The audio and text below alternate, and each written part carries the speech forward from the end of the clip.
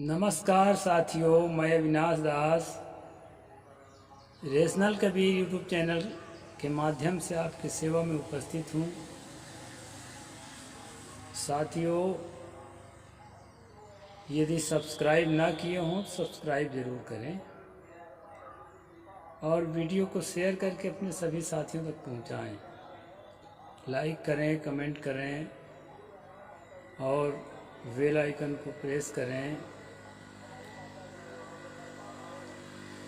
एक प्रश्न है दोस्तों, और ये प्रश्न जो है हो सकता है आपके दिमाग में भी हो। गणेश और गोबर गणेश के बारे में मैं गणेश उत्सव के टाइम में वीडियो बनाया था और बताने का प्रयास किया था कि गणेश पूजा जो है आदिवासी समुदाय से शुरू हुई थी किसी काल में, और वो उस प्रकार का गणेश नहीं था। गण का मतलब होता है समूह और गणेश का मतलब होता है समूह का मुखिया। तो जब खेती का काम जो है थोड़ा कम पड़ जाता है रोपा लगाने के बाद, ऐसे टाइम में जो है मुखिया को अपने, उस समय हर कबीले में एक राजा होता था, वो राजा ही गणेश होता था। उस मुखिया को सम्मान किया जाता था, उसका आदर किया जाता था, और वही गणेश पूजा था। उसमें न मूर्ति होती थी न गोबर होता था। दोस्तों, भारत के इतिहास में सबसे पहले सम्राट कनिष्क ने मूर्ति बनाना शुरू किया है, क्योंकि वो यूनानी था और उधर से मूर्ति कला साथ में लेके आया था। उसके पहले यहाँ मूर्तियाँ नहीं बनाई जाती थी।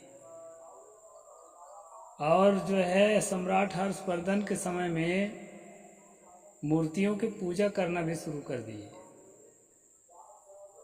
ऐसी जानकारी मुझे मिली है। और इसकी जांच परख कर लीजिएगा कितना मजबूत है।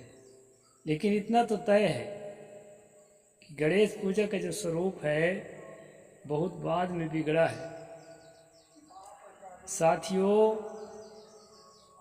ये गोबर गणेश एक शब्द है, इससे बहुत लोग परेशान होते हैं। किसी को गोबर गणेश कह दो तो डंडा रख के मारने के लिए दौड़ता है। दरअसल मैंने जो वीडियो बनाया था दीपावली पिछले 2 साल पहले इसी चैनल में डाला है, वो दीपावली के टाइम में मुख्य दीपावली के दूसरे दिन गोवर्धन पूजा करते हैं। उसको लोग गोवर्धन पूजा बोलते हैं, दरअसल वो गोवर्धन पूजा है।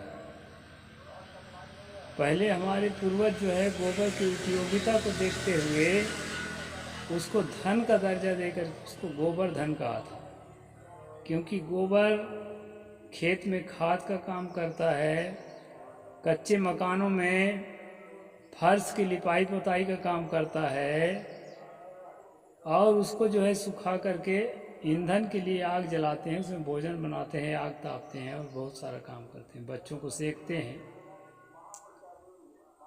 तो ये सब उपयोगिताओं को देखते हुए उसको धन का दर्जा दे करके दीपावली जो लक्ष्मी पूजा है, लक्ष्मी मतलब होता है गाय, भैंस, भैंसा, बैल, इन सब जानवरों को पहले लक्ष्मी कहा जाता था। मैंने वीडियो में पूरा डिटेल दिया है।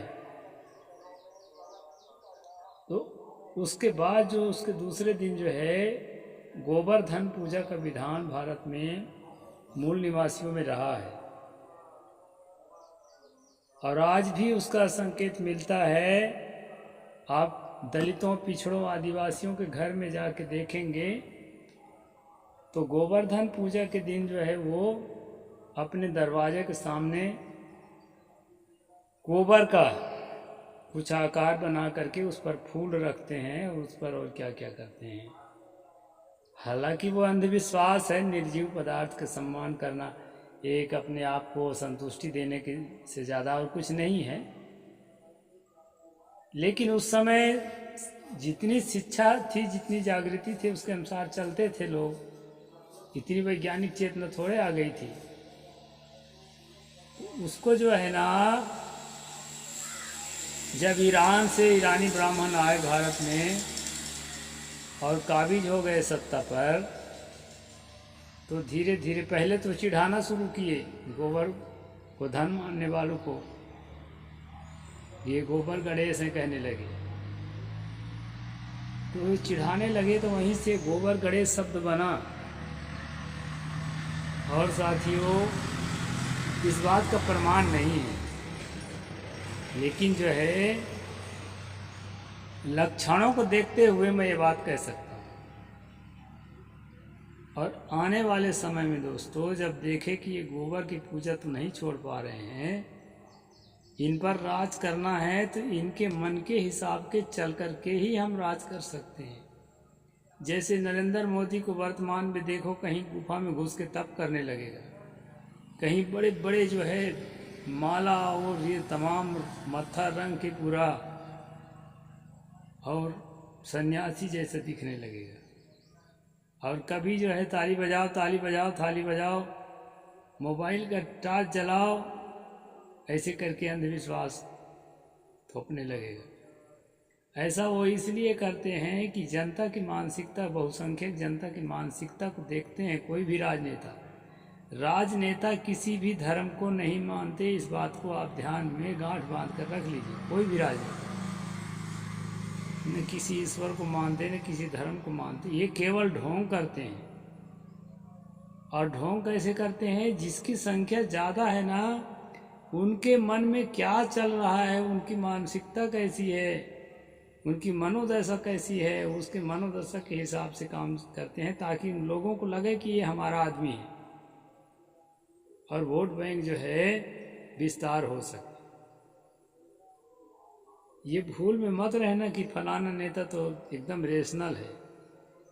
दिल से हो सकता है कोई रेशनल, शरद यादव जैसे कोई रेशनल होते हैं कि वोट दो चाहे ना दो, हम पुतरा पुतर ये मत्था ना टेकेंगे, ऐसे कहने वाले होते हैं, कम होते हैं। लेकिन दोस्तों, नेताओं का ये काम है। मैं नेताओं के लिए ये बात नहीं कह रहा हूँ, मैं एक बात उनके लिए कह रहा हूँ, उस समय जो लीडरशिप में थे, धार्मिक लीडरशिप में, उन्होंने जनता के मानसिकता को देखा, तो फिर जनता तो कह दी। अच्छा, एक बात बता दूं, ये छत्तीसगढ़ में इस इलाके में ना दुर्गा पूजा, गणेश पूजा, सत्यनारायण की कथा और क्या क्या जो भी होता है, तो उसमें जो है साहेब बंदगी शब्द बोला जाता है। और क्यों बोला जाता है? वो इसलिए बोला जाता है कि थोड़े समय पहले, 8-10 साल पहले, ये छत्तीसगढ़ कबीर पंथ का गढ़ हो गया था। लेकिन श्रद्धा से जुड़े थे, लोगों को समझ नहीं थी, अभी भी समझ नहीं है। बस जुड़े हैं भाई, जुड़े हैं। इसलिए जब ब्राह्मणों का वर्चस्व धीरे धीरे बढ़ा, तो अपने जिसको वो सनातन कहते हैं, वैदिक धर्म या ब्राह्मण धर्म, उस ब्राह्मण धर्म में लोगों को कन्वर्ट करते चले गए। अब लोगों में आदत है साहिब बंदगी कहने की।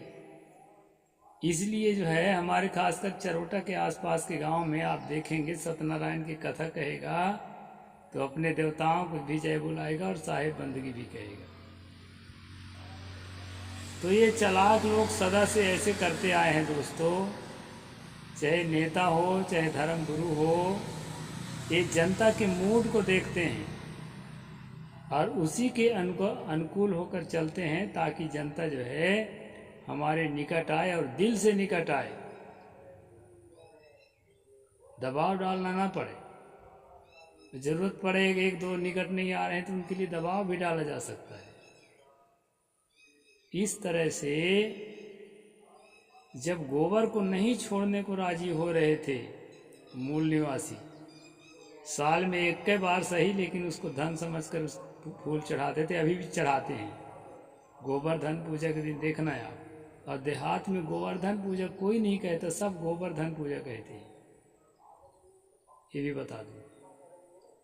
तो वहीं से जो है ना अब इनको गोबर गणेश कहने लगे कि ये गोबर से ज़्यादा इनकी बुद्धि नहीं फैल रही है,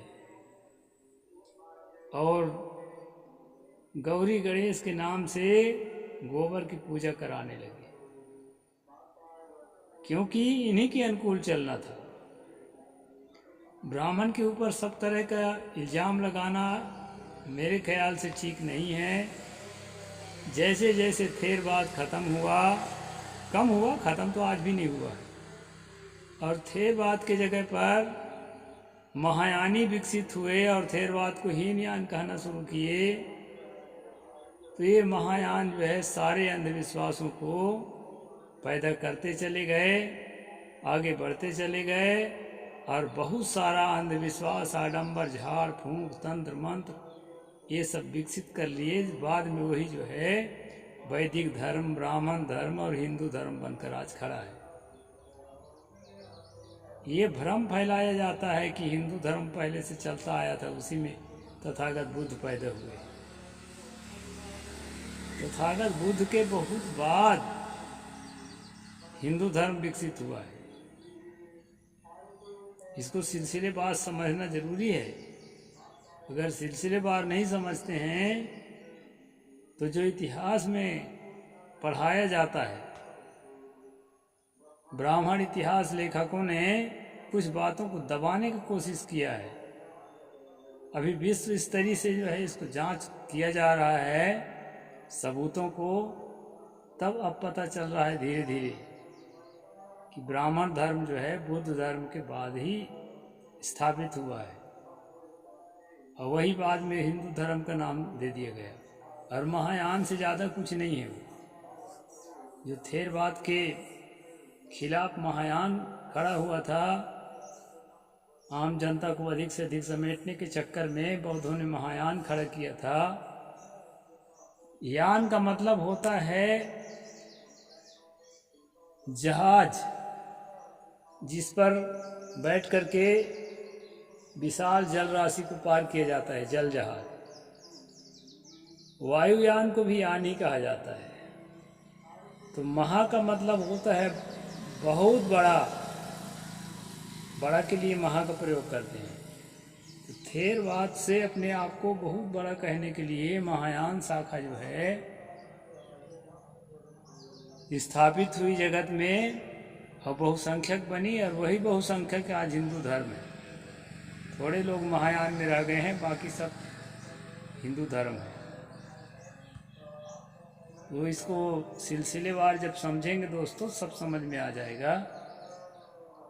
और इन्हीं महायानियों ने जब आम आदमी को अर्थात मूल निवासियों को अपने में कन्वर्ट किया, तो गोबर गणेश सब शुरुआत किए, गोबर निष्ठा को देखते हुए। और उसी गोबर निष्ठा का फायदा उठाने के लिए आज जो कथावाचक लोग हैं, लोगों को गोबरे में दबा के रखना चाहते हैं।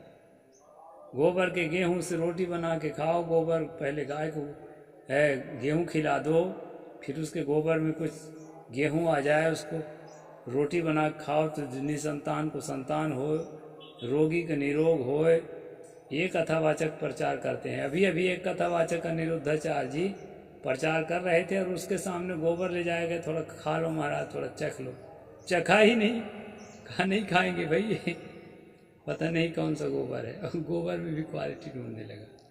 मतलब वो खुद नहीं खाते हैं गोबर, आपको खिलाते हैं। आपकी बुद्धि कितनी गोबराई है इसकी वो जांच करते रहते हैं।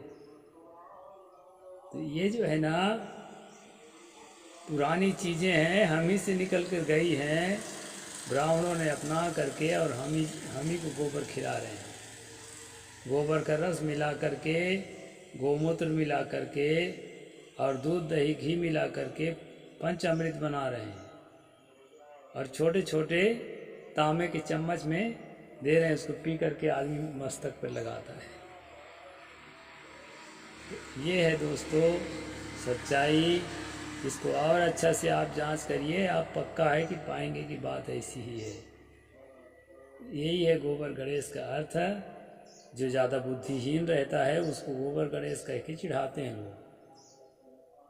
और गोबर गणेश का खास बात यही है, इतना मैं अभी तक समझ सका हूँ तो मैंने आपको बता दिया। अगर कोई त्रुटियाँ होगी तो आप बताना, तो मैं सुधार भी कर दूँगा।